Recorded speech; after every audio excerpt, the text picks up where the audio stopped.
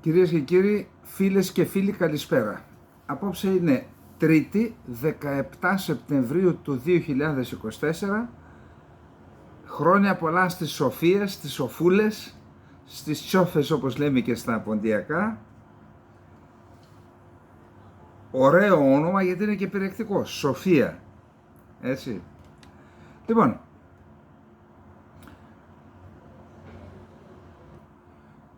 να μην κάνουμε και μην ξεχνάμε, μπορεί όλοι να θυμόμαστε ότι σήμερα γιορτάζουν οι Σοφίες, αλλά γιορτάζουν και οι τρεις θυγατέρες. Πώς είπαμε, η πίστη, η ελπίδα και η αγάπη. Και ειδικά το όνομα αγάπη, αυτό και αν φοριέται ανάμεσα στις πόντιες κοπέλες και γυναίκες. Χρόνια πολλά λοιπόν σε όλους, Σοφίες, πίστη, ελπίδα και αγάπη. Χρόνια πολλά, χρόνια πολλά, χρόνια πολλά. Λοιπόν, επιστρέψαμε από το ταξίδι μας στη Μακεδονία, από το Λεμαΐδα, Θεσσαλονίκη. Θα πούμε κάποια άλλη στιγμή, θα σας πω λίγο τις εντυπώσεις μου, γιατί πραγματικά όταν βγαίνεις από την Αθήνα και έρχεσαι σε επαφή με τον κόσμο, είναι πολύ χρήσιμο να ακούς τι έχει να πει ο κόσμος. Άλλο τι νομίζεις ότι συμβαίνει και άλλο τι πραγματικά συμβαίνει ή όπως το βιώνουν αυτοί που ζουν ιδιαίτερα στη Δυτική Μακεδονία της απολιγνητοποίησης, όπου η κατάσταση είναι τραγική, θα γίνει ακόμα τραγικότερη. Ακόμα κρατάει κάτι εκεί από τις συντάξεις αυτών που εργάστηκαν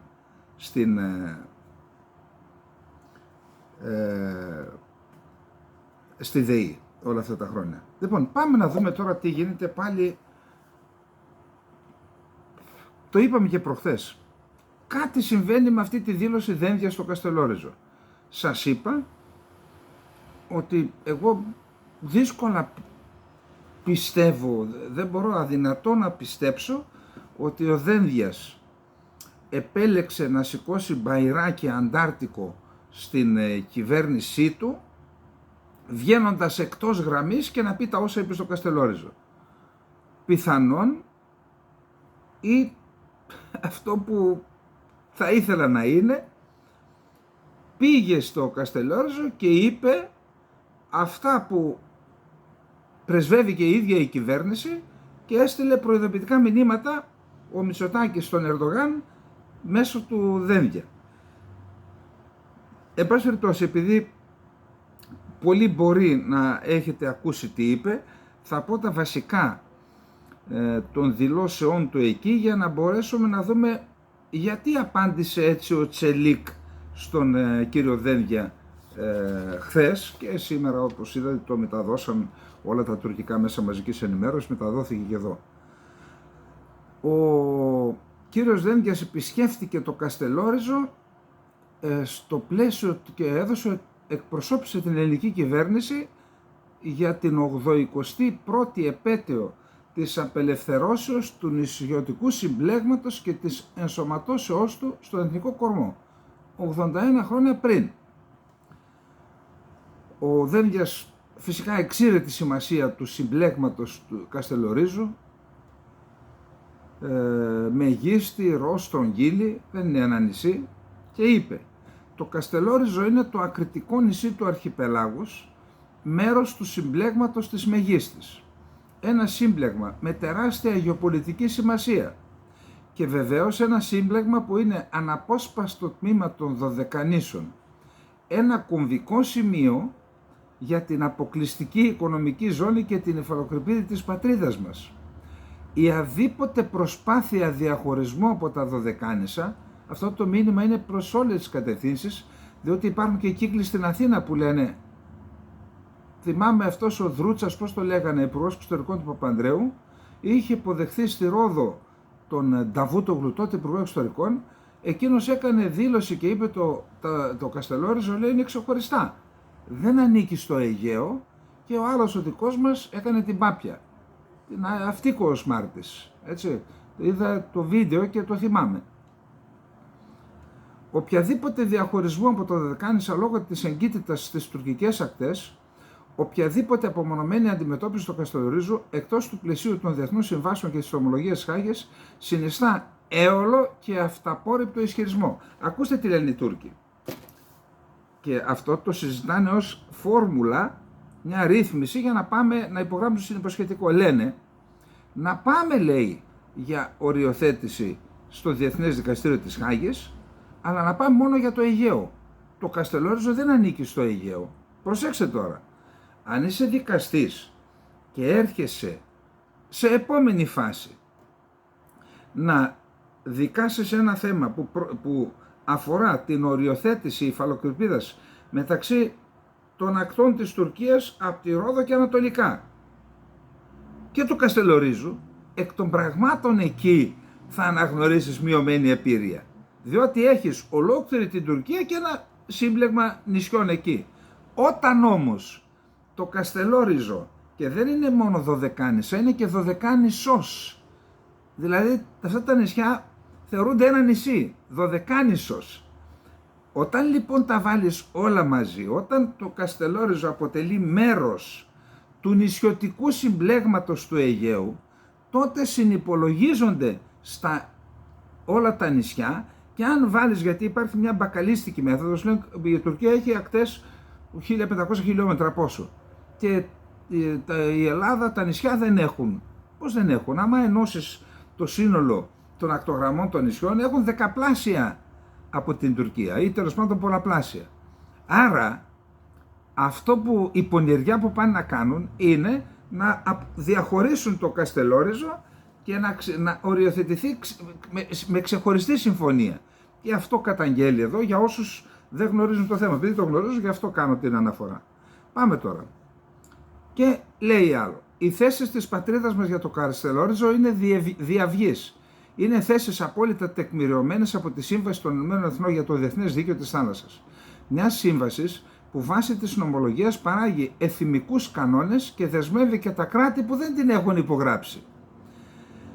Το άρθρο 121 παράγραφος 2 της σύμβασης προβλέπει ότι τα νησιά δικαιούνται αιγιαλίτιδα ζώνη, συνορεύουσα ζώνη, αποκλειστική οικονομική ζώνη και υφαλοκρηπίδα. Αυτό δεν το δέχεται η Τουρκία και πάνω σε αυτό στηρίζει το δόγμα της γαλάζιας πατρίδας. Και δεν γίνεται οποιαδήποτε διαφοροποίηση για το μέγεθος των νησιών. Και τα μικρά και τα μεγάλα νησιά έχουν τα ίδια δικαιώματα, δικαιούνται. Χωρικά ύδατα, συνορεύουσα ζώνη, αποκλειστική οικονομική ζώνη και υφαλοκρηπίδα. Τεινάζεται στον αέρα επιχειρηματολογία των Τούρκων. Και λέει μετά, οποιαδήποτε άποψη αντίθετη από τα σαφή παραπάνω αναφερθέντα δεν μπορεί να γίνει αποδεκτή. Και η Ελλάδα επιβάλλεται από το ισχύον σύνταγμά της να υπερασπιστεί τα δικαιώματα της πατρίδας μας όπως αυτά καθορίζονται από το δίκαιο της θάλασσας. Εάν η Ελλάδα ανεχθεί οποιαδήποτε αυθαιρεσία, θα δημιουργηθεί τότε ένα νομικό παράδοξο, θέτοντας τους κανόνες δικαίου της θάλασσας υπό αμφισβήτηση. Μετά λέει και για την Αίγυπτο, γιατί λένε μπορεί η Αίγυπτος να οριοθετήσει απευθείας με την Τουρκία, την οποία συμφωνία την υπέγραψε αυτός ως υπέξ. Η συμφωνία της πατρίδας μας με την Αίγυπτο για την αποκλειστική οικονομική ζώνη ενισχύει και τα εθνικά και τα ευρωπαϊκά συμφέροντα και βεβαίως υπογραμμίζει τα κυριαρχικά δικαιώματα της πατρίδας μας στην ευρύτερη περιοχή. Η Ελλάδα, η Αίγυπτος, η Κύπρος συμπίπτουν στις θέσεις τους για ένα απλό λόγο, διότι σέβονται τους κανόνες του διεθνούς δικαίου και του διεθνούς δικαίου της θάλασσας. Άρα λέει έχουμε τις ίδιες θέσεις, Ελλάδα, Κύπρος και Αίγυπτος.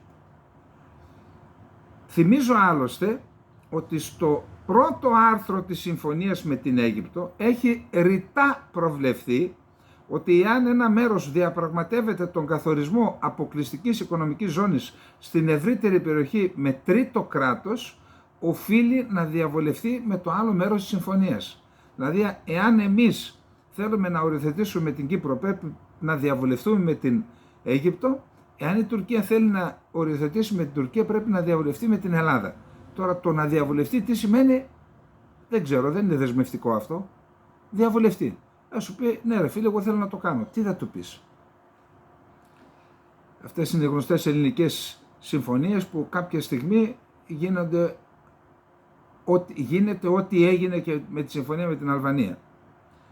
Τώρα, έχουμε μια δήλωση του Γεραπετρίτη,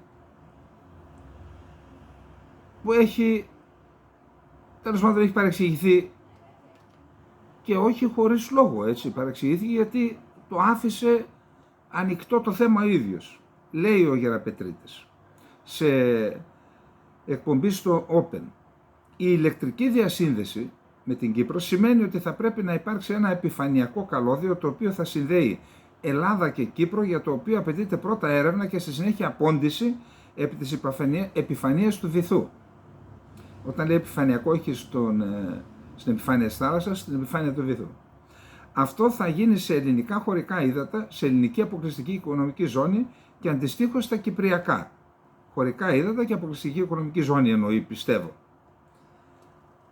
Και μετά λέει: το ερευνητικό πλοίο σε ελληνική αποκλειστική οικονομική ζώνη, εκεί όμως που και οι Τούρκοι εγείρουν αξιώσεις από το τουρκολιβικό μνημόνιο. Το τουρκολιβικό μνημόνιο, το αποδεχόμαστε όλοι, είναι παράνομο και ανυπόστατο για πολλούς λόγους από άποψη διεθνούς δικαίου. Πλην όμως παράγει αξιώσεις για την Τουρκία, τις οποίες η Τουρκία επικαλείται διαρκώς. Και αυτό το παράγει αξιώσεις για την Τουρκία,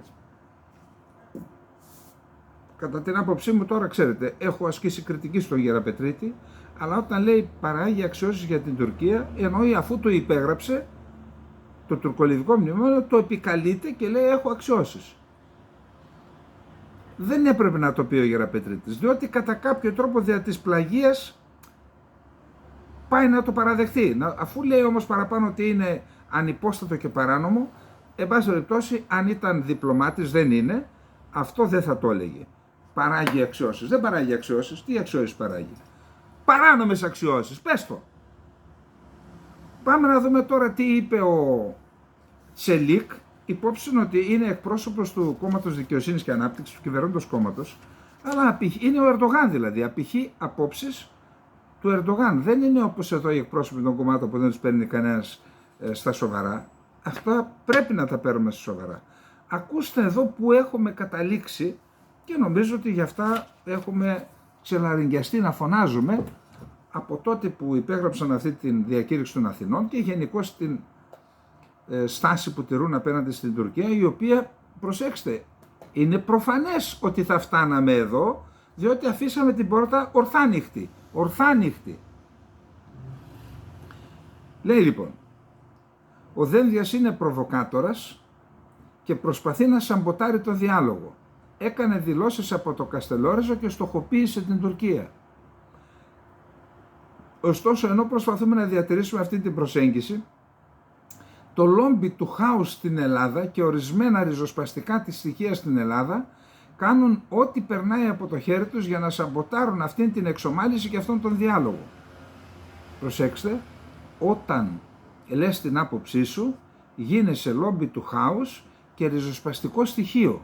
Αυτά όλα είναι ψυχολογικός πόλεμος, ξέρετε, διότι κάποιος, αν σκεφτεί να κάνει κριτική, αυτομάτως λέει: όχι, θα με εντάξουν στα ριζοσπαστικά στοιχεία, στο λόμπι του χάους, καλύτερα να μην μιλήσω. Και έτσι γίνεται πολλές φορές. Όπως γνωρίζετε, ένας προβοκάτορας Έλληνας Υπουργός Άμυνας, ο Δένδιας, τον οποίο γνωρίζουμε και από την προηγούμενη θητεία του, στο Υπουργείο Εξωτερικών δηλαδή, προέβη και πάλι σε δηλώσεις που ξεπέρασαν τα όρια. Άκου θράσος. Προβοκάτορας ο Υπουργός Ελληνικής Κυβέρνησης. Έπρεπε να πάρει την απάντησή του από την κυβέρνηση. Και η απάντηση να είναι στο τετράγωνο. Στο τετράγωνο. Όχι οφθαλμόν αντί οφθαλμού. Και οι δύο οφθαλμοί αντί ενός οφθαλμού. Έπρεπε να τη φάει, αλλά ακούσατε τίποτα εσείς? Πάμε να δούμε τώρα. Πρόσφατα πήγε στο Καστελόριζο, το οποίο απέχει 2 χιλιόμετρα από τις ακτές μας, και από εκεί αναφέρθηκε στο πώς θα αυξήσουν τους εξοπλισμούς στην Ανατολική Μεσόγειο και στοχοποίησε την Τουρκία. Υπάρχει και αντίστοιχη. Οι ακτές απέχουν 2 χιλιόμετρα από το νησί. Γιατί είναι σημείο αναφοράς στην Τουρκία? Δεν κατάλαβα. Από πού και σπου? Και δεν είναι σημείο αναφοράς στο Αιγαίο, τα νησιά του Αιγαίου. Χιλιάδες χρόνια ελληνικά. Και τα απέναντι παράλια παραφερμένα ελληνικά ονόματα έχουν. Από πού και ως που παίρνετε ως σημείο αναφοράς στα νησιά τις ακτές? Γιατί δεν είναι δηλαδή, γιατί δεν λέμε εμείς οι ακτές απέχουν από τυχείο η Τουρκία μόλις 2 χιλιόμετρα και λέτε το ανάποδο και σας φαίνεται περίεργο?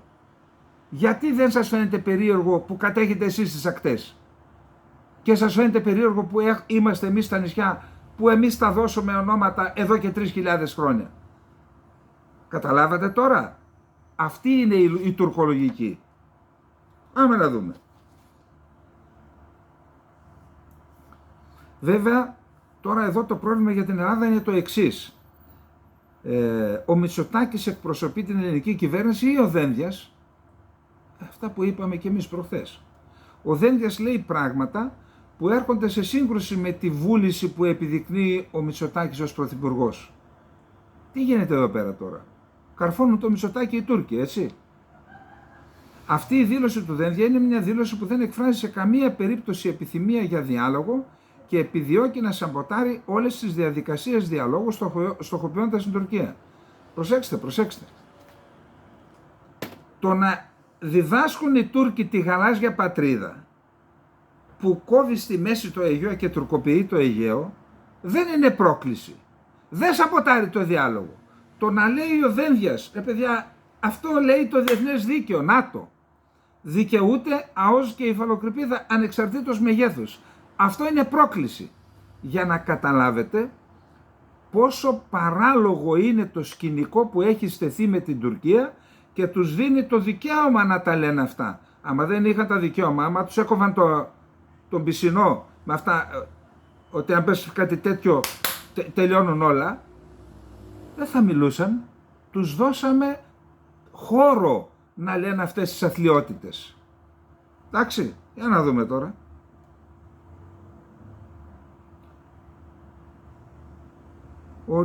Αυτή η δήλωση του Δένδια είναι μια δήλωση που δεν εκφράζει σε καμία περίπτωση επιθυμία διαλόγου και επιδιώκει να σαμποτάρει όλες τις διαδικασίες διαλόγου στοχοποιώντας την Τουρκία. Δηλαδή η γαλάζια πατρίδα δεν σαμποτάρει τις διαδικασίες διαλόγου, πάνω σαν να την έχουμε αποδεχθεί. Διαπιστώνουμε πάντα ότι όσοι δείχνουν σημαία, τώρα τα χώνει στους Αμερικανούς κυρίως, όσοι κάνουν επίδειξη σημαία στην Ανατολική Μεσόγειο και έρχονται εδώ να λύσουν τα προβλήματα του κόσμου, προσπαθούν στην πραγματικότητα να κάνουν τα προβλήματα ακόμα πιο περίπλοκα. Όσοι θέλουν να παρέμβουν στο Κυπριακό απ' έξω, πάλι τους Αμερικανούς φωτογραφίζει, στην πραγματικότητα επιδιώκουν κάτι άλλο. Ναι, η ελληνοκυπριακή πλευρά παρουσιάζει ένα πολιτικό μοντέλο πολύ ευνοϊκό για αυτούς τους σχεδιασμούς. Λέει δηλαδή ότι τα δίνει όλα, ενώ εμείς δεν τα δίνουμε. Αυτό λέει. Όμως αυτό που θα ωφελήσει είναι ότι όλοι θα φύγουν και στο τέλος θα μείνουμε εμείς, όπως και η συνετή διαχείριση της διαδικασίας. Προσέξτε τι λέει τώρα, μας δίνει μήνυματα και μας και τους Ελληνοκύπριους. Όλοι θα φύγουν και θα μείνουμε εμείς και εμείς θα διαχειριστούμε την κατάσταση. Δεν θα πρέπει σε καμία περίπτωση να δίνεται χώρος σε προβοκάτορες όπως ο Δένδιας. Άκου. Φώναξε τον πρέσβη στο Υπουργείο Εξωτερικών, δώσ' του μια νότα και πες του τη δήλωση που είπε ο κύριος Σελίκ να την πάρει, να την κάνει ρολό, έτσι, να του δείξετε όμως το Υπουργείο Εξωτερικών, να την κάνει ρολό και να τη βάλει εκεί που γνωρίζει ο κύριος Σελίκ. Τσακίσου από εδώ και φύγει από το Υπουργείο Εξωτερικών. Αυτή πρέπει να είναι η στάση της Ελλάδας. Πάρ' το και τσακίσου, πάρε το διάβημα και τσακίσου. Ακούσε εκεί τον Έλληνα Υπουργό, όποιος και αν είναι ο Δένδιας, δεν με νοιάζει, να το λέει προβοκάτορα. Ποιος? Ο Τούρκος. Και μετά λέει, δεν είναι δυνατόν σε καμία περίπτωση τα λόγια του Δένδια να φτάσουν σε εμάς χωρίς να πνιγούν στα νησιά του Αιγαίου, στα νερά του Αιγαίου. Ακούστε τι λέει. Δηλαδή μας δίνει μήνυμα. Τα λόγια του Δένδια τα λένε και τα ακούνε μόνοι τους άνθρωποι που είναι σαν τον ίδιο το Δένδια. Σε καμία περίπτωση δεν σημαίνουν τίποτα από τη δική μας οπτική γωνία. Και στη συνέχεια λέει διάφορα μέσα ο τύπος ότι πήραν τη σκητάλη οι αναλυτές και οι καθηγητές και λένε μπορούν οι κομμάντες να πάνε κολυμπώντας και τα λοιπά. Εντάξει, πάρτε λοιπόν, αναλύστε με προσοχή ό,τι έχουμε πει σε αυτό το πρώτο μέρος για να αντιληφθείτε το μέγεθος του παραλογισμού που υπάρχει σε αυτό που λέγεται ελληνοτουρκική προσέγγιση. Και προχτές ήταν ο διοικητής της πρώτης στρατιάς της τουρκικής, στα πλαίσια των ΜΟΕ επισκέφθηκε την ελληνική στρατιά στη Λάρισα. Τη διοίκηση της ελληνικής στρατιάς, φωτογραφήθηκε με τον Έλληνα στρατάρχη κτλ. Δηλαδή, έχουν επιθετικά σχέδια εις βάρος της Ελλάδας, εμείς δεν έχουμε επιθετικά σχέδια και ερχόμαστε να κάνουμε ΜΟΕ. Και θα συνεχίσουν οι Τούρκοι να κάνουν ασκήσεις βίαιης διάβασης ποταμού, του Εύρου δηλαδή, για να κάνουν επίθεση στη Θράκη. Εντάξει. Έγινε πάμε στο δεύτερο θέμα μας, έγινε ένα τουρνουά καλαθοσφαίρισης μπάσκετ στην Κύπρο. Και σε έναν αγώνα κάποιοι φίλαθλοι σήκωσαν ένα πανό που λέει 50 χρόνια εισβολής και κατοχής. Συγγνώμη, στην Κύπρο είναι. Εγώ συμφωνώ ότι δεν πρέπει να δίνονται πολιτικά μηνύματα στους αγώνες. Εν πάση περιπτώσει, έδωσαν οι Κύπροι, άμα έχεις χάσει το σπίτι σου, άμα σου έχουν διάσει τη μάνα ή σου έχουν σκοτώσει τον πατέρα, τότε δεν μπορείς να σκεφτείς όπως εμείς εκ του ασφαλούς σκεφτόμαστε, έτσι. Τότε ναι, σηκώνεις και πανό και σε αγώνες. Σήκωσαν ένα πανό τέλος πάντων. Αυτοί οι οποίοι βλέπουν κάθε μέρα τη σημαία του ψευδοκράτους και τρελαίνονται. Και προσέξτε, έκανε δήλωση ο Αταμάν, γιατί κατά πάσα πιθανότητα ο προπονητής του Παναθηναϊκού τον πίεσαν και του είπαν γιατί το ανέχτηκες αυτό. Δεν κατάλαβα. Ο Αταμάν είναι προπονητής. Κάθεται προπονεί την ομάδα του, γιατί τι τον νοιάζει τι γίνεται στις κερκίδες. Ήταν κανένα προσωπικό μήνυμα εναντίον του, ή ο Αταμάν έρχεται να μιλήσει εξ ονόματος της Τουρκίας ενώ είναι προπονητής του Παναθηναϊκού. Δεν το κατάλαβα αυτό. Μέχρι τώρα ο άνθρωπος έχει δείξει πραγματικά μια αξιοπρεπή στάση για όλα τα θέματα. Εγώ πρέπει να είμαστε δίκαιοι. Εδώ όμως αντέδρασε και εκτιμώ ότι αντέδρασε, δέχτηκε πιέσεις και από το τουρκικό κράτος, γιατί τους πονάει να τους λέμε ότι υπάρχει κατοχή στην Κύπρο. Τους πονάει. Τέλος πάντων, λέει ο Αταμάν. Εγώ, ο Εργίν Αταμάν, σε μια ανάρτησή του, ως επικεφαλής προπονητής του Παναθηναϊκού για τα θρυλικά επιτεύγματα της περασμένης σεζόν, στήριξα το τουρνουά που θα παίξει εδώ η ομάδα μου, θα συμβάλλει στη φιλία και ειρήνη, με στρατό κατοχής, έτσι, και ήρθα εδώ με πολύ καλά συναισθήματα. Την πρώτη μέρα στο αεροδρόμιο δέχθηκα μια πολύ ωραία υποδοχή. Σωστά, είσαι προπονηταράς, έφερες το κύπελο, μπράβο. Γιατί υπάρχει καμία αμφιβολία γι' αυτό? Η αληθινή αγάπη στα μάτια των ανθρώπων με έκανε τόσο ευτυχισμένο. Κανείς δεν αμφιβάλλει. Αυτή είναι τα πραγματικά αισθήματα του κόσμου. Το μήνυμα δεν ήταν για σένα όμως. Ήταν για τους εγκληματίες. Είσαι εγκληματίας εσύ.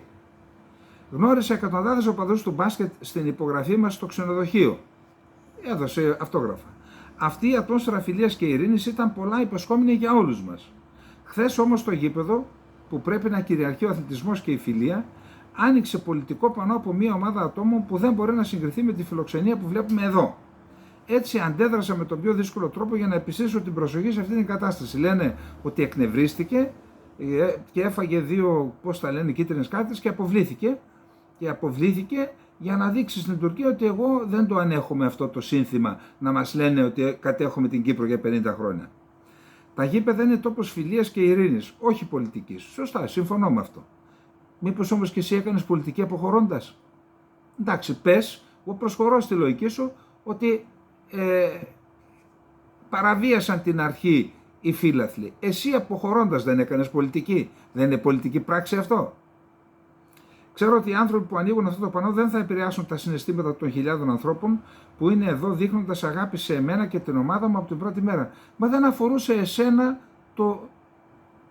το πανό. Αφορούσε το στρατό κατοχής. Εσύ είσαι προπονητής. Γιατί τσιμπάς? Πάντα θα έχουμε μια πολύ ξεχωριστή αγάπη μεταξύ τους. Ό,τι και αν συμβεί ξανά με τον ίδιο τρόπο, η αγάπη μου για όλους τους πραγματικούς οπαδούς του μπάσκετ εδώ έξω θα παραμείνει πάντα ίδια. Γιατί το πιο δυνατό πράγμα που μας ενώνει μαζί τους είναι η αγάπη μας για τον μπάσκετ. Πιστεύω ότι ο αθλητισμός και η φιλία πάντα θα κερδίζουν. Εργίν Αταμάν. Συνεχίζει τώρα. Μίλησε σε ένα τουρκικό μέσο. Αυτό το πανό ανέβηκε εν αγνία της διοίκησης του Παναθηναϊκού. Πάνε να το κάνουν θύμα, να το σδριμώξουν οι Τούρκοι τώρα. Είναι απλώς ένα πανό που ανέβασε μια μικρή ομάδα ανθρώπων. Η διοίκηση του συλλόγου είναι επίσης πολύ θυμωμένη με αυτή την κατάσταση. Ο Παναθηναϊκός είναι ένας από τους μεγαλύτερους συλλόγους μπάσκετ στην Ευρώπη και ήταν ενάντια σε κάθε είδους πολιτικά πανό να αναμειγνύονται στον αθλητισμό. Επιπλέον εμπιστεύτηκαν την ομάδα στον προπονητή της εθνικής ομάδας της Τουρκίας, ενώ συμπεριέλαβαν 2 από τους διεθνείς μας παίκτες στη φετινή σεζόν. Τούρκους εννοεί. έχει καλές σχέσεις με τον τουρκικό λαό, ανέφερε αρχικά ο Αταμάν. Ο μεγαλύτερος σύνδεσμος φιλάθλων του Παναθηναϊκού στην Αθήνα, η Θύρα 13, τηλεφώνησε και εξέφρασε τη συγγνώμη της αυτοπροσώπως. Δήλωσαν ότι αυτό το πανό ανέβηκε χωρίς καμία προειδοποίηση παρά μόνο από αυτή τη μικρή ομάδα των Ελληνοκυπρίων. Επιπλέον, το ενδιαφέρον και η αγάπη που μου έδειξαν αυτές τις μέρες στο γήπεδο αλλά και στην πόλη είναι απίστευτα. Γνωρίζουμε ότι τέτοιες ομάδες ανθρώπων μπορούν να εμφανιστούν οπουδήποτε στον κόσμο. Τι να πω, δεν ξέρω. Επαναλαμβάνω, εκτιμώ ότι τον Αταμάν τον πιέζουν να αντιδράσει για να μην το χαρακτηρίσουν προδότη, ότι κάθεσε και ανέχισε να μας λένε. Εν πάση περιπτώσει, επαναλαμβάνω, είναι μεγάλος προπονητής, μπράβο στον Παναθηναϊκό για τα κύπελα που πήρε μαζί του, αλλά ο στρατός κατοχής είναι στρατός κατοχής. Τι να το κάνουμε, αυτό δεν αλλάζει. Λοιπόν, είπα πριν από λίγο ότι η Δυτική Μακεδονία είναι διπλά και τριπλά αδικημένη. Γιατί? Διότι επί πόσο παραπάνω από μισό αιώνα εξήχθησαν από τα σπλάχνα της άνθρακας για την λειτουργία των λιγνίτης, για τη λειτουργία των εργοστασίων παραγωγής ηλεκτρικής ενέργειας, των θερμοηλεκτρικών εργοστασίων. Δηλαδή η Ελλάδα πρέπει να εξοικονόμησε δεκάδες δισεκατομμύρια δολάρια που θα πληρώναμε σε άλλα καύσιμη ύλη για να παράγουμε αυτό το ρεύμα. Δεκάδες δισεκατομμύρια δολάρια. Το ανταποδοτικό τόλος κάπου το εφάρμοσαν τα τελευταία χρόνια. Ασφαλώς δούλεψαν οι άνθρωποι εκεί, αλλά δούλεψαν μες στο κάρβουνο, μες στη σκόνη, είχαμε και πολλούς καρκίνους, πλήρωσαν και δεύτερο τίμημα με την ρύπανση του περιβάλλοντος, δηλαδή τους πήραμε την ενέργεια. Επωφελήθηκε όλη η Ελλάδα, από άκρος άκρων.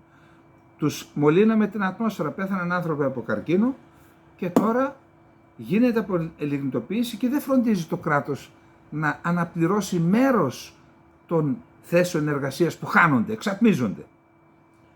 Εν πάση περιπτώσει, σας είπα ότι αυτό που βλέπω στους ανθρώπους είναι μία γενική απογοήτευση και δεν έχουν να κρατηθούν από πουθενά. Γι' αυτό τα ποσοστά των κόμματων είναι κάτω από 20. Υποτίθεται κάποτε τα κόμματα κινητοποιούσαν τις κοινωνίες, έδιναν κάποια μηνύματα, αρπάζονταν από αυτά τα μηνύματα, τα κουβαλούσαν, τα διακινούσε ο κόσμος. Τώρα δεν υπάρχει τίποτα. Πλήρης απελπισία. Μέσα σε αυτή την απελπισία λοιπόν διάβασα μια είδηση, την οποία θέλω να τη μοιραστούμε εδώ, αυτή η οικογένεια του καναλιού μας, η μεγάλη οικογένεια του καναλιού μας. Στο Αμίντεο της Φλόρινας, ιστορική πόλη, του Αμίντα, έτσι. Μου έφερε και η Διαμάντο χθες ροδάκινα και νεκταρίνια, ευχαριστώ, εκεί από ένα χωριό του Αμιντέου. Τέλος πάντων, στο Αμίντεο της Φλόρινας θα λειτουργήσει η πρώτη βιομηχανικής κλίμακας μονάδα παραγωγής ανανεώσιμου υδρογόνου στην Ελλάδα από την Hellenic Hydrogen, της εταιρείας που ξεκίνησε πριν από 1,5 χρόνο και αποτελεί μια κοινοπροξία της Motor Oil και της ΔΕΗ.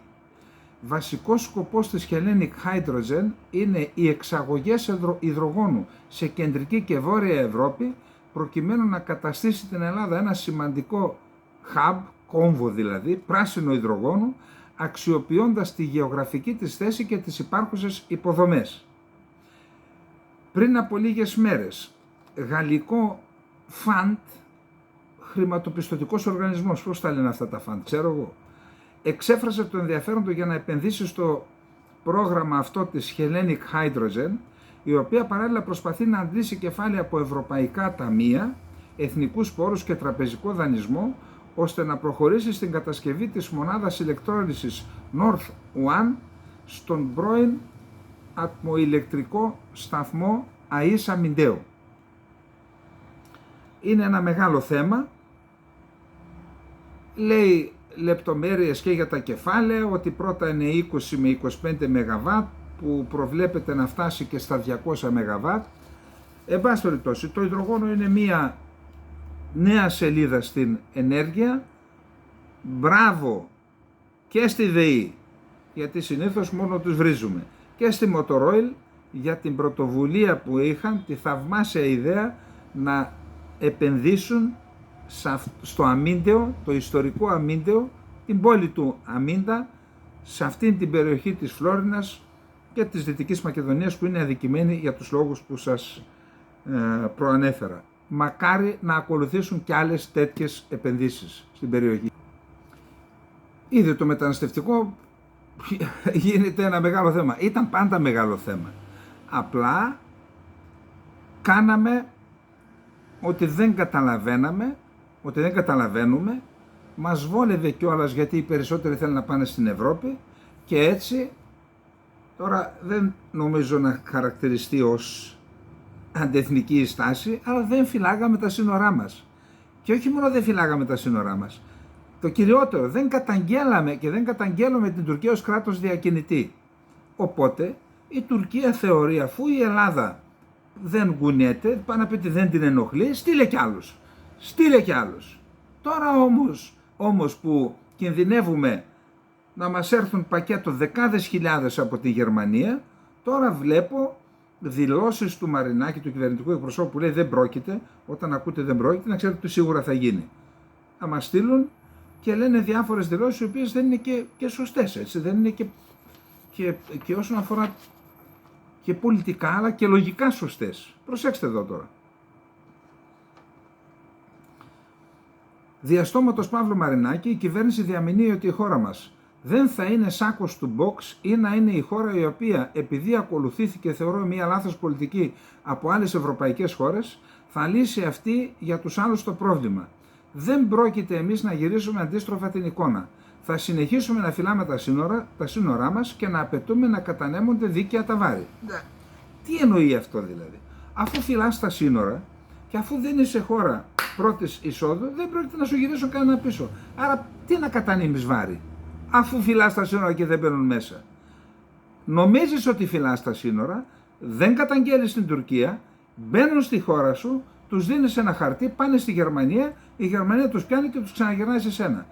Πού είναι το πρόβλημα και γιατί η Γερμανία, τη δικιά σου αδυναμία, είτε να φυλάξεις αποτελεσματικά τα σύνορα, είτε να καταγγείλεις την Τουρκία ως κράτος διακινητή, γιατί ο άλλος να σου δείξει αλληλεγγύη και να πάρει από τα δικά σου, να υπομειστεί δηλαδή βάρη από τα δικά σου λάθη?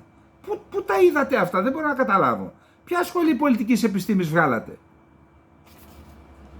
Και πήγε και ο Χρυσοχοΐδης στον Εύρο, λέει ο Εύρος θα είναι απόρθητος.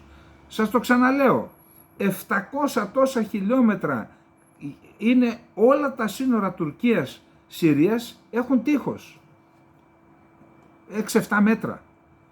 700 τόσα χιλιόμετρα και 450 χιλιόμετρα με το Ιράν. Τα κάναν σε λιγότερο από ένα χρόνο. Πόσα χρόνια τα κάνετε αυτό το τείχος, το φράχτη στον Εύρο? Πόσα χρόνια? Ούτε 100 χιλιόμετρα, δεν ξέρω, 50-60 έκαναν, 70. Πόσα χρόνια ακόμα θα το κάνετε? Και μετά λέτε ότι φυλάτε τα σύνορα. Τώρα, έδωσαν, σήμερα η Φόντερ Λάιν μοίρασε τα αξιώματα της Ευρωπαϊκής Ένωσης και έδωσε επίτροπος μετανάστευσης, έγινε ο Μάγνους Μπρούνερ από την Αυστρία, και θεωρούν ότι αυτό ήταν σημαδεμένη τράπουλα, επειδή η ίδια Γερμανίδα έδωσαν σε ένα κράτος που είναι συγγενής. Γερμανία είναι η Αυστρία, και έτσι μην... Δώσαν λοιπόν στην Αυστρία για να μπορούν το μεταναστευτικό ο επίτροπος να το διαχειρίζεται κατά πώς θέλει το Βερολίνο, το οποίο ήδη από χθες άρχισε τους ελέγχους και γίνεται, όπως καταλαβαίνετε, το έλα να δεις στην Ευρώπη. Πάμε να δούμε τώρα ένα άλλο θέμα.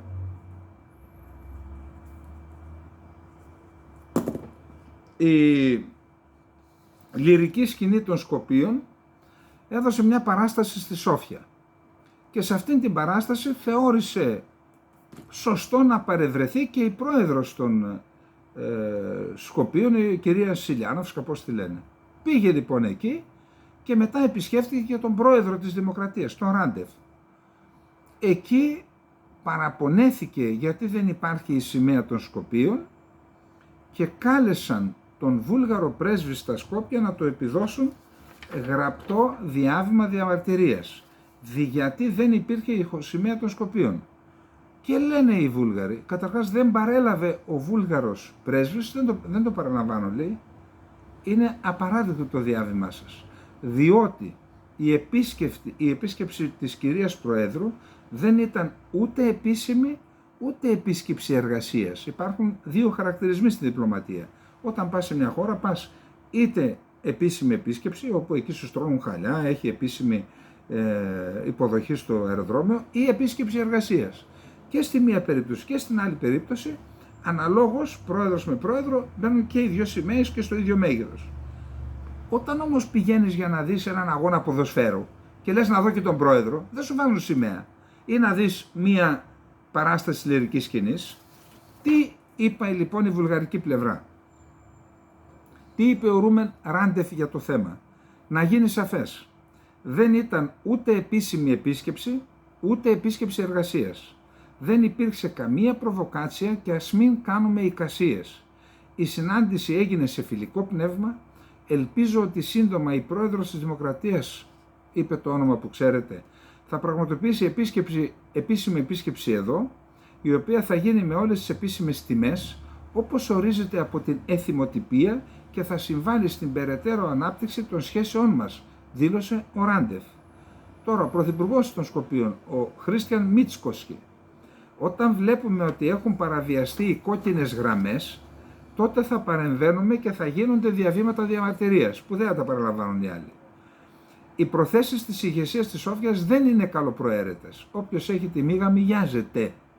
Δεν είναι τόσο το θέμα της συμπερίληψης των Βουλγάρων στο Σύνταγμα της χώρας μας. Αυτό είναι το μικρότερο πρόβλημα. Το θέμα είναι ότι αισθάνονται μεγάλη ανάγκη να κάνουν επίδειξη δύναμης και να δείξουν τις αληθινές τους προθέσεις, ανέφερε ο Σκοπιανός Πρωθυπουργός Χριστιαν Μίτσκοσκι. Τώρα, ακούστε τι γίνεται εδώ. Οι Σκοπιανοί θεώρησαν ότι με τον τρόπο αυτό στην ουσία δεν αναγνωρίζουν τη χώρα τους. Σου λέει είστε επαρχία της Βουλγαρίας. Γι' αυτό λέει ότι όποιος έχει τη μύγα μυγιάζεται. Εν πάση περιπτώσει να θυμίσουμε ότι εδώ και 2 χρόνια Ευρωπαϊκή Ένωση και Βουλγαρία υπέγραψαν συμφωνία με τα Σκόπια και με την οποία πρέπει να αλλάξουν το σύνταγμά τους, να αναγνωρίσουν βουλγαρική μειονότητα και συστατικό της χώρας στη βουλγαρική μειονότητα. Και αυτό επειδή χρειάζονται τα 2/3 της Βουλής για να εγκριθεί η τροποποίηση του συντάγματος, η παρούσα κυβέρνηση αρνείται να φέρει την τροποποίηση και έτσι δεν έχουμε τα 2/3. Και εκεί είναι το πρόβλημα, παραμένει το βέτο της Βουλγαρίας, γιατί υπάρχει συμφωνία Ευρώπης, δηλαδή στην ουσία είναι βέτο της Ευρώπης, δεν είναι της Βουλγαρίας. Έτσι κάνουν τα κανονικά κράτη, κύριοι, στο Μαξίμου και στο Υπουργείο Εξωτερικών. Φέρνουν την Ευρώπη, πρώτων ευθυνών της, παίρνει η Ευρώπη πρωτοβουλίες και πείθει είτε τα Σκόπια είτε την Αλβανία να κάνουν τις ρυθμίσεις που πρέπει, ιδάλλως Ευρώπη γιοκ. Το καλώδιο σύνδεσης Κύπρου-Ελλάδας, Ελλάδας-Κύπρου-Ισραήλ είναι ένα μεγάλο θέμα, το έχουμε πει, το έχουμε θίξει. Έχουν γίνει διάφορα κόλπα. Υπάρχουν στην Κύπρο φωνές που κατηγορούν ότι χρηματίστηκαν διάφοροι παράγοντες, διότι είναι ένα έργο που θα πάει στο 1.900.000.000 ευρώ. Ότι κάποιοι χρηματίστηκαν και δεν διασφάλισαν τα συμφέροντα της Κυπριακής Δημοκρατίας, η οποία ήδη αντιμετωπίζει ένα πρόβλημα με το τερματικό στο Βασιλικό, που θα πληρώσει εκατοντάδες εκατομμύρια δολάρια η Κυπριακή Δημοκρατία στους Κινέζους, διότι κάποιοι δεν έκαναν σωστά τη δουλειά τους. Γι' αυτό, επειδή κάηκε στο γάλα, φυσάει και το γιαούρτι. Εν πάση περιπτώσει, σήμερα το Υπουργικό Συμβούλιο στην Κύπρο ανακοίνωσε τη συμφωνία, έκανε δηλώσεις ο Υπουργός Ενέργειας της Κύπρου για το θέμα, δηλαδή βρέθηκε μια λύση, για να δούμε. Σύμφωνα με ενημέρωση που έκανε πριν από λίγο, 6 ώρα έκανε, στους δημοσιογράφους ο Υπουργός Ενέργειας της Κύπρου Γιώργος Παπαναστασίου, το Υπουργικό Συμβούλιο ενέκρινε το μεσημέρι την πρόταση που κατέθεσε ο ίδιος ο Υπουργός για ηλεκτρική διασύνδεση Κύπρου-Ελλάδος, Κύπρου-Κρήτης. Η απόφαση περιλαμβάνει μια τροποποίηση στο υφιστάμενο ρυθμιστικό πλαίσιο, την οποία θα ενσωματώσει στις αποφάσεις της η Ρυθμιστική Αρχή Ενέργειας Κύπρου, ΡΑΕΚ, τις επόμενες ημέρες. Συγκεκριμένα, τροποποιείται η απόφαση της ΡΑΕΚ ημερομηνίας 2/7 του 2024, η οποία προβλέπει ότι η ανάκτηση δαπανών του φορέα υλοποίησης GRET C Interconnector από τους καταναλωτές ηλεκτρισμού στην Κύπρο θα αρχίσει μετά την έναρξη λειτουργίας διασύνδεσης. Όταν αρχίσει η λειτουργία, τότε θα αρχίσουν να πληρώνουν οι καταναλωτές το τέλος ανάκτησης. Με τη σημερινή απόφαση, η ανάκτηση μέρους των δαπανών του φορέα υλοποίησης θα αρχίσει το 2025 και θα συνεχιστεί μέχρι το Δεκέμβριο του 2029 και κάθε χρόνο η κυβέρνηση θα δίνει της Κύπρου 25 εκατομμύρια ευρώ για την κατασκευή του έργου, που θα προέρχονται από κρατικά κονδύλια και συγκεκριμένα από το σύστημα δημοπράτησης δικαιωμάτων ρήπων. Για την πρώτη δόση θα κατατεθεί στη Βουλή συμπληρωματικός προϋπολογισμός. Δεν θα επιβαρυνθούν άμεσα κατά την πρώτη πενταετία των έργων, των κατασκευαστικών έργων, οι καταναλωτές. Αν η ολοκλήρωση της διασύνδεσης δεν γίνει μέσα στο 2029, η χρηματοδότηση του έργου θα διακοπεί και θα επαναρχίσει με χρέωση των καταναλωτών. Δηλαδή, το 2029 θα πάψει η Κυπριακή κυβέρνηση να πληρώνει, θα αρχίσουν να χρεώνονται οι καταναλωτές. Μετά τη λειτουργία του έργου, έτσι. Μετά τη λειτουργία θα αρχίσουν να πληρώνουν. Αν οι δαπάνες του ΑΔΜΙΕ κατά την πενταετία 2025-2029 είναι μεγαλύτερες των 125 εκατομμυρίων ευρώ, κάτι μάλλον βέβαιο, το υπόλοιπο θα καταβληθεί από τους καταναλωτές όταν αρχίσει να λειτουργεί το καλώδιο. Ο Υπουργός Ενέργειας δεν έκανε καμία αναφορά στην παράδοση ισχύως της απόδοσης κεφαλαίου κέρδους. Είναι 8,3, είχε προβληθεί για 12 χρόνια και τώρα το θέλουν οι κατασκευαστές, ο ΑΔΜΙΕ το θέλει για 17 χρόνια, δεν λέει τίποτα γι' αυτό. Εν πάση περιπτώσει, σε γενικές γραμμές είναι μια θετική εξέλιξη, την καλωσορίζουμε. Πάμε να δούμε τώρα τι γίνεται στην Τουρκία.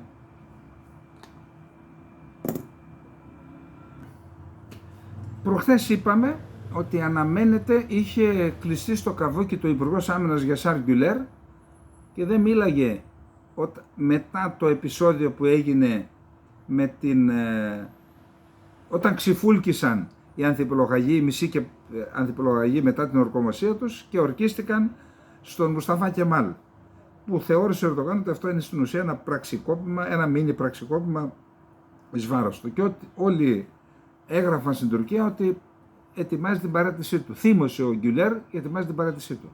Τελικά τον είδα σήμερα, πήγε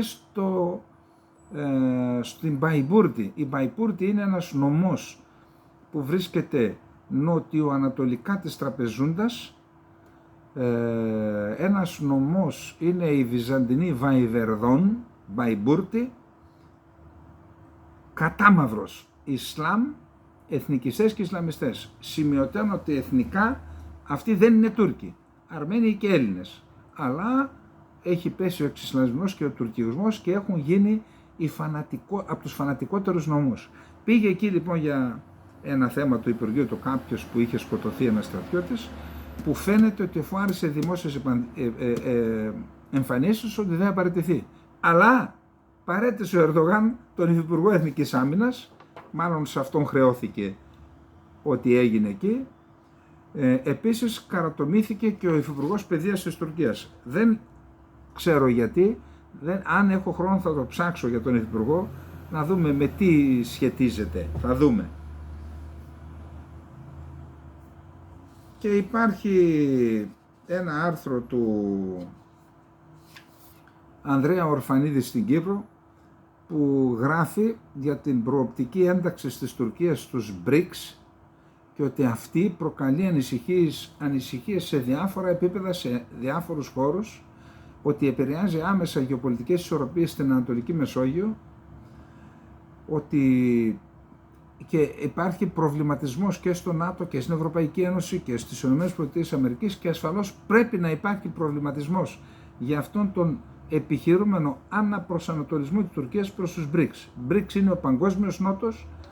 Η Τουρκία πέραν των οικονομικών πτυχών αυτής της επιλογής θα αποκτήσει, θα βρει πόρτα, θα αποκτήσει τη δυνατότητα να εξασφαλίζει στήριξη για ζητήματα που την αφορούν είτε στο Κυπριακό, στη Δυτική Θράκη, στο Αιγαίο, στα θέματα δηλαδή τα δικά μας, σε δεκάδες χώρες, συμπληρωματικά της στήριξης που έχει και από τη Δύση. Είναι ένα πολύ σημαντικό θέμα.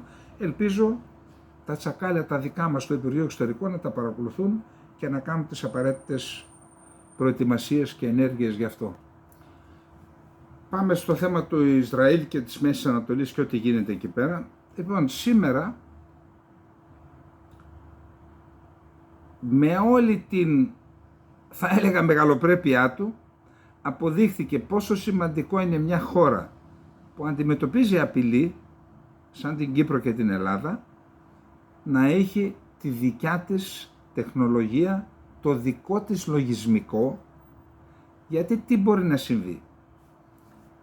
Προσέξτε, έχουμε 2.750 τραυματίες και 8 νεκρούς από συνδυασμένη επιχείρηση των μυστικών υπηρεσιών του Ισραήλ εναντίον στελεχών της Χεσμολάχ που είχαν πάνω τους έναν βομβητή επικοινωνίας.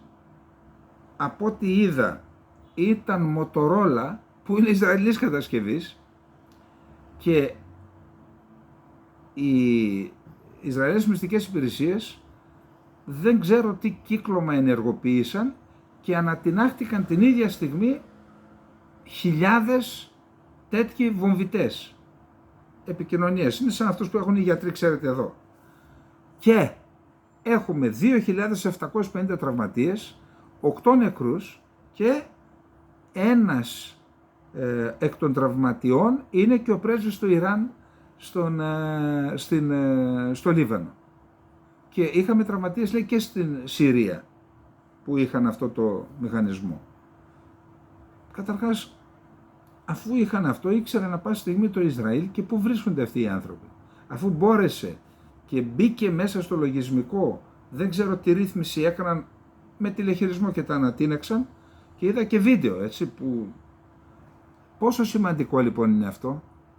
Άρα δώστε στα ελληνικά μυαλά τη δυνατότητα να σχεδιάσουν για τις ελληνικές ένοπλες δυνάμεις και όχι μόνο τα κρίσιμης σημασίας λογισμικά είτε και μηχανήματα, για να μην ζήσουμε και εμείς τέτοιες στιγμές που έζησαν οι Χεσμολαχέζοι εκεί πέρα στα...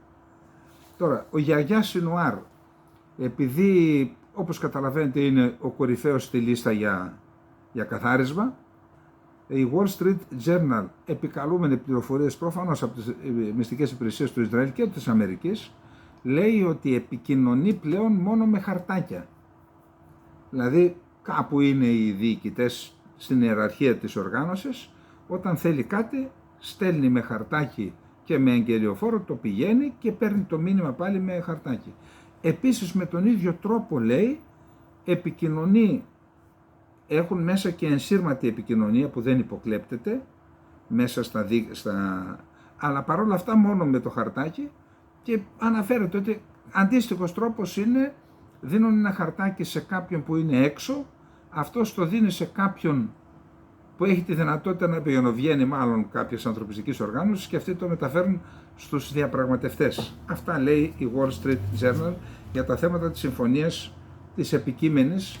Ο Μπλίνκεν έρχεται ξανά στην Αίγυπτο για να δούμε αν καταλήξουμε τελικά στη συμφωνία κατάπαυσης του πυρός. Σήμερα είδα ότι το κίνημα Ανσαρουλάχ κατέριψε ένα MQ-9 καινούριο, άλλα 30 εκατομμύρια. Νομίζω είναι το 10ο που καταρρίπτουν αμερικανικό μη επανδρωμένο αεροσκάφος παρατήρησης, προφανώς με αντιεροπορικό πύραυλο εδάφους αέρος, και είδα ένα βίντεο ότι όπως πετούσε το MQ-9, ότι ο πύραυλος ήρθε από πάνω προς τα κάτω. Δεν μπορώ να καταλάβω, δηλαδή που το στέλνουν στη στρατόσφαιρα και από εκεί κατεβαίνει κάτω, δεν μπορώ να καταλάβω. Προχθές είχαμε με έναν πύραυλο ο οποίος έπεσε στο κεντρικό Ισραήλ.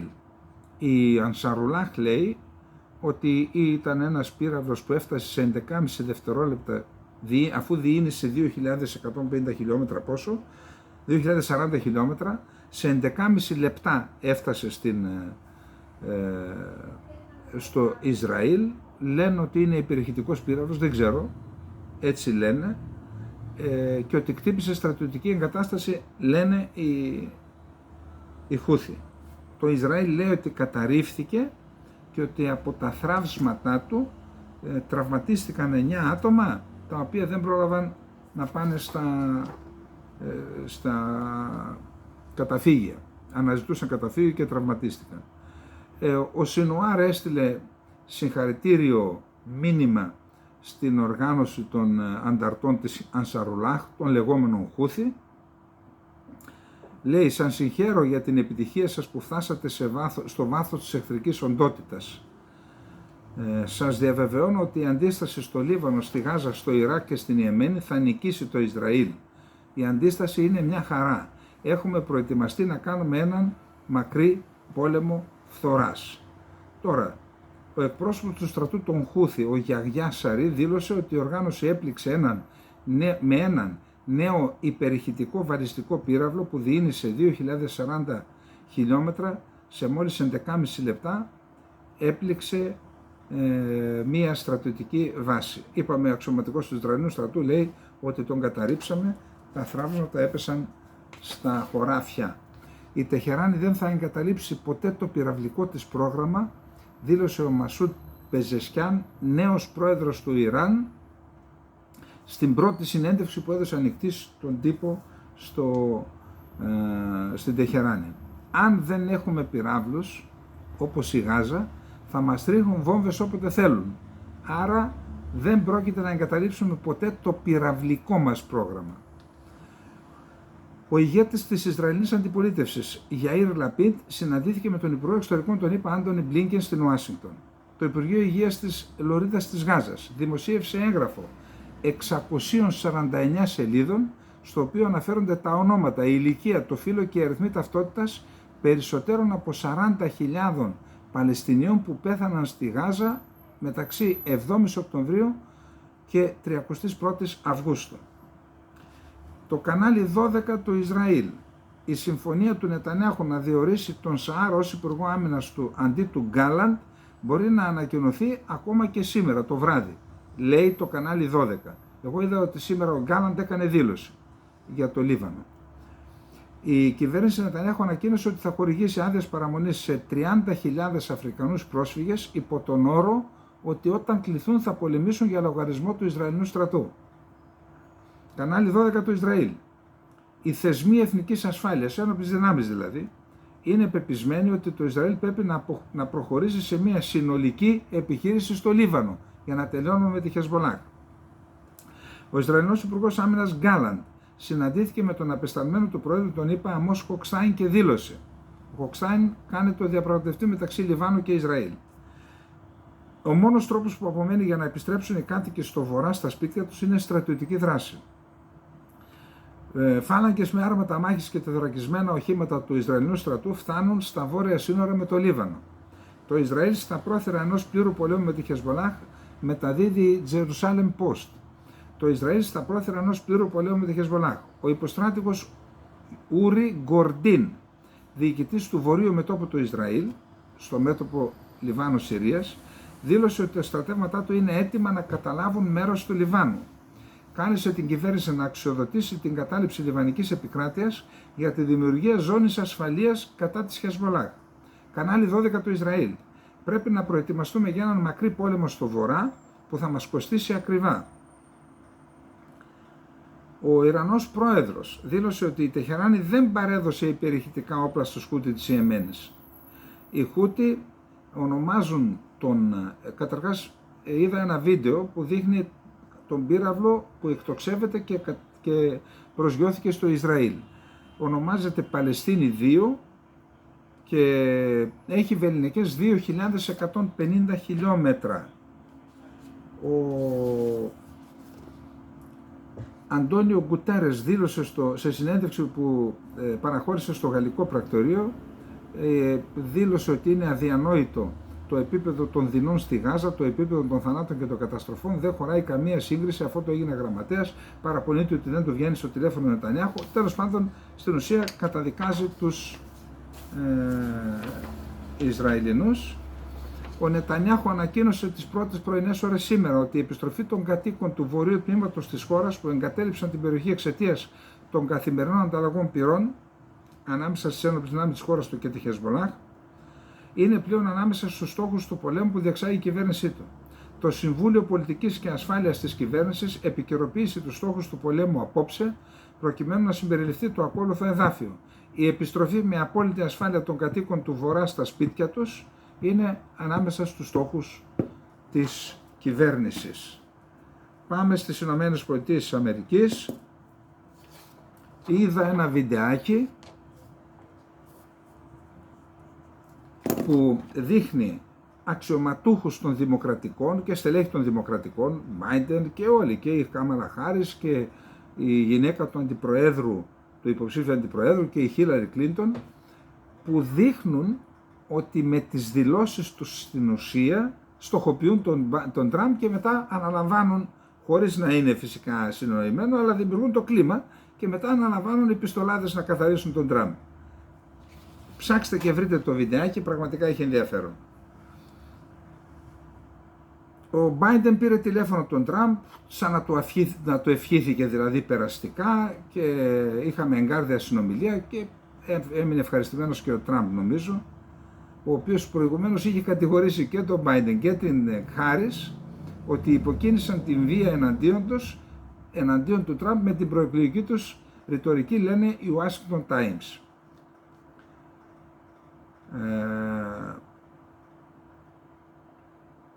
Οι ΗΠΑ αντιμετωπίζουν προβλήματα με τον εξυγχρονισμό του πυρηνικού τους οπλοστασίου, αναφέρει το Bloomberg. Χθες οι ΗΠΑ ολοκλήρωσαν την απόσυρσή τους από τον Νίγηρα και αναζητούν άλλες βάσεις. Εκεί είχαν τη μεγαλύτερη βάση για μια παδρομένα αεροσκάφη για επιτήρηση της υποσαχάριας Αφρικής. Τώρα αναζητούν αντίστοιχη βάση είτε στην Γκάνα είτε στην ακτή του Ελεφαντοστού. Μετά τις συνομιλίες Biden και Στράμερ του Βρετανού Πρωθυπουργού, οι ΗΠΑ δεν είναι έτοιμες να ανακοινώσουν την άρση των περιορισμών στα ουκρανικά πλήγματα μεγάλης εμβέλειας βαθιά στη Ρωσία, αναφέρει το State Department. Αυτός ο τύπος που πήγε να σκοτώσει τον Τραμπ, τώρα λέγονται διάφορα, ένα μόνον λέει, αυτός ήταν και στο Κίεβο, είχε επαφές και με τον Ουκρανικό στρατό. Τώρα η Ουκρανία λέει, εμείς δεν είχαμε καμία σχέση με αυτόν, αλλά στο Κίεβο ο Ρουθ, έτσι είναι ο δράστης, έβαφε τα μαλλιά του μπλε και κίτρινα, στα χρώματα της Ουκρανικής σημαίας δηλαδή, και συχνά φορούσε ένα κόκκινο, λευκό και μπλε μπλουζάκι με αμερικανική σημαία. Τοποθέτησε αφήσεις στο Κίεβο παροτρύνοντας τους ξένους που αναζητούν τρόπους να βοηθήσουν την Ουκρανία να του στείλουν μήνυμα. Ένας Γάλλος, προσέξτε εδώ μαρτυρία, που ταξίδεψε στην Ουκρανία με σκοπό να πολεμήσει, είπε ότι ο Ρουθ τον βοήθησε να εξασφαλίσει μια θέση σε μονάδα του Ουκρανικού στρατού, αλλά και σχολίασε το πόσο θυμό έβγαζε έναντι του Τραμπ για τη στάση του απέναντι στην Ουκρανία. Δεν χρειάζεται να πούμε τίποτα, τα είπε όλα ο τύπος. Εντάξει, μαρτυρία. Για να μπορέσει ο Ρουθ να τον βάλει σε Ουκρανικό στρατό να πολεμήσει, πάει να πει ότι ήταν στο σύστημα Ουκρανία. Τι κάνει νιάου νιάου στα κεραμίδια. Υπάρχει ένα άρθρο της Deutsche Welle, σας προτείνω να το διαβάσετε, το έχουμε βάλει και στο Infognomon πολιτικά, που αναφέρει στο πόσο πολύ έχουν αυξηθεί οι συναλλαγές είτε σε εισαγωγές είτε σε εξαγωγές της Κίνας σε Γουάν από τότε που επιβλήθηκαν κυρώσεις στη Ρωσία. Ότι στην ουσία το δολάριο, λόγω της ακολουθούμενης πολιτικής από την Ουάσιγκτον, το δολάριο όσο περνά ο καιρός αποδυναμώνεται στις διεθνείς συναλλαγές. Η Meta, το Facebook δηλαδή και το Instagram, απαγορεύει στα ρωσικά κρατικά μέσα ενημέρωσης να έχουν πρόσβαση στις πλατφόρμες της σε όλο τον κόσμο, προκειμένου να αποφύγει οποιαδήποτε ενέργεια ξένης παρέμβασης. Το Russia Today, η Russia Σεντόγνια, αυτά είναι κρατικά μέσα μαζικής ενημέρωσης, δεν θα έχουν πρόσβαση πλέον στο Facebook, στο Instagram κτλ. Διότι ο Biden είπε ότι με αυτά η Ρωσία παρεμβαίνει στις εκλογές των άλλων χωρών. Κλείνει εργοστάσιο της Audi στις Βρυξέλλες, παραγωγής ηλεκτρικών αυτοκινήτων, στο οποίο απασχολεί 3.000 άτομα, 10.000 εργαζόμενοι βγήκαν στους δρόμους να διαμαρτυρηθούν. Και πάμε στο τελευταίο μας θέμα.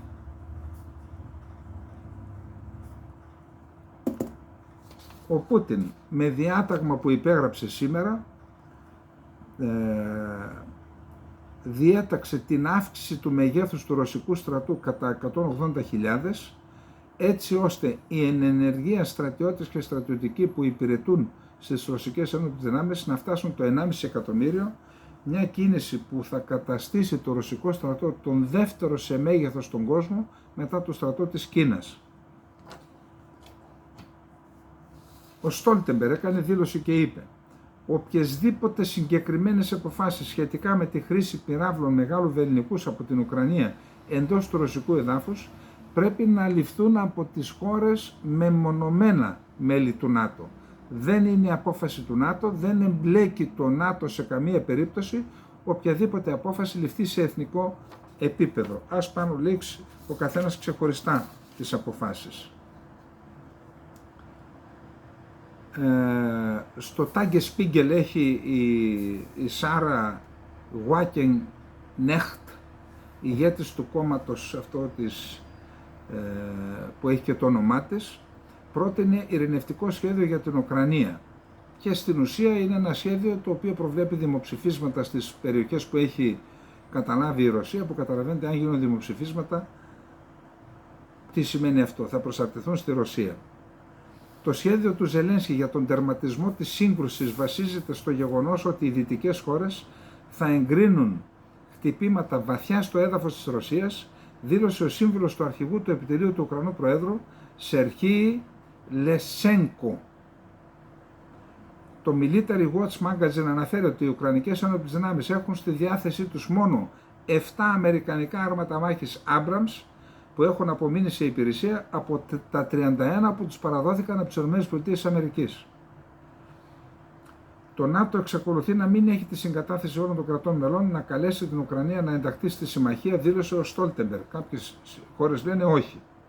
Μέχρι το Κίεβο να γίνει μέλος του ΝΑΤΟ δεν υπάρχει ειρήνη στο έδαφος της Ουκρανίας. Επιπλέον το ΝΑΤΟ δεν θα είναι μέρος της σύγκρουσης εάν οι χώρες της συμμαχίας επιτρέψουν αυτό που είπα στην αρχή δηλαδή. Ο πρόεδρος του Καζακστάν, το Κάγεβ, δήλωσε σε συνάντηση που είχε με τον Σόλτς ότι η Ρωσία είναι στρατιωτικά ανίκητη και ότι η περαιτέρω κλιμάκωση θα οδηγήσει σε ανεπανόρθωτες συνέπειες. Ο Σόλτς δήλωσε: είναι απαραίτητο να διερευνηθούν οι δυνατότητες έναρξης της ειρηνευτικής διαδικασίας στην Ουκρανία. Μελώνει: η Ιταλία δεν εξετάζει το ενδεχόμενο να δώσει στην Ουκρανία άδεια να χρησιμοποιήσει όπλα μεγάλης εμβέλειας. Ο Ιταλός Υπουργός Εξωτερικών Αντώνιο Ταγιάννη ελπίζει ότι είναι δυνατή η διεξαγωγή μιας σοβαρής ειρηνευτικής διάσκεψης για την Ουκρανία μέχρι το τέλος του έτους.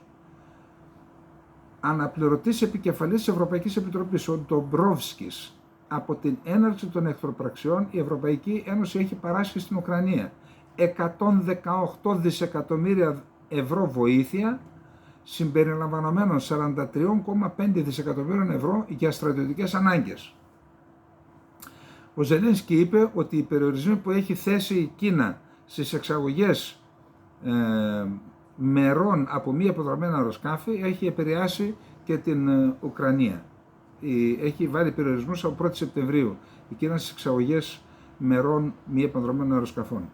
Ο Άσαντ, πρόεδρος της Συρίας, συναντήθηκε με τον γραμματέα του Ρωσικού Συμβουλίου Ασφαλείας Σεργέη Σοϊγκού στη Δαμασκό και συζήτησαν μαζί του περιφερειακές και παγκόσμιες απειλές.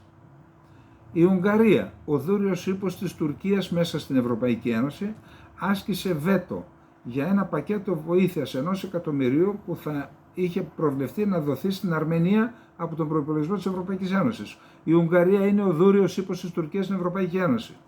Πεζεσκιάν, οι σχέσεις του Ιράν με τη Ρωσία και την Κίνα είναι στρατηγικές. Δεν θα ξεχάσουμε να στηρίζουμε φίλους σε δύσκολες στιγμές και όταν επιβάλλονται και οι κυρώσεις. Το Γεωργιανό Κοινοβούλιο ενέκρινε σε τρίτη και τελευταία ανάγνωση μία δέσμη 19 νομοσχεδίων για τις οικογενειακές αξίες και την προστασία των ανηλίκων.